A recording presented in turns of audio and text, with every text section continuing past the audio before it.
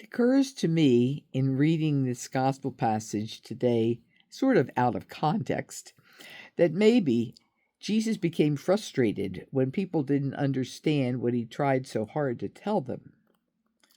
Maybe he was particularly frustrated with the people who should have known better, the educated people, the ones entrusted with leadership in the faith. That's me.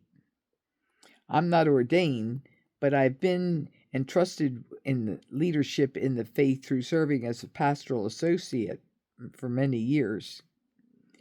Here's what I hear in the readings today. First, I hear, pay attention to your interior as well as exterior life of faith. I looked at yesterday's gospel for context where Jesus said, "You Pharisees tithe of mint and rue and every garden herb, but you pay no attention to judgment and to love for God. These you should have done without overlooking the others." Today's gospel focuses more on what the scribes and Pharisees forgot because they paid no attention. I need reminders to cultivate my interior life of faith through prayer, since I spend so much of my time on the exterior, communal practice of faith in my work.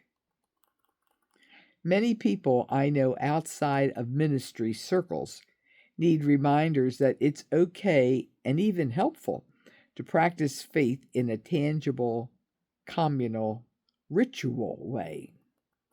Both are important. I am incarnate, bodily. Exterior practices affect my spirit and my faith. Practicing faithfulness by showing up for God, even when I don't feel like it, whether privately or in communal prayer or service, it all keeps me engaged in my faith. Sometimes my friends and family who were raised Catholic but don't practice their faith as adults describe me as very Catholic. I always bristle at that. I may practice more often or more visibly, and I may be more comfortable talking about my faith than they are, but I'm not more baptized or more confirmed than they are. Exterior practice is not an occasion for boasting, as St. Paul says in today's first reading. It can cultivate, but not replace, a relationship with God. It's also the result of a relationship with God. The more I love God, the more I'm drawn to service of God's people. We're all in the same boat, I hope, as church, navigating relationship with God both personally and as a people, for God is one. Secondly, I hear, tell the whole story, Jesus says. You scholars bear witness and give consent to the deeds of your ancestors, for they killed the prophets, and you do the building of their memorials. You have taken away the key of knowledge.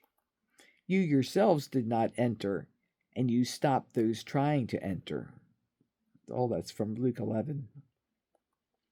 I can't help but think of the recent movements to remove statues of historical figures from public places because they seem to condone the oppressive actions of their subjects. But the statues don't tell the whole story. They memorialize a rosy version of history for the dominant, mainly white, culture. We're only beginning to learn how to tell the whole story of our country. Today's readings raise some questions for me. What information do I want to control? What truth would I rather avoid? And in what ways is God calling me to enter into interior and exterior practices of faith so that our relationship may grow? Much to think about. Amen.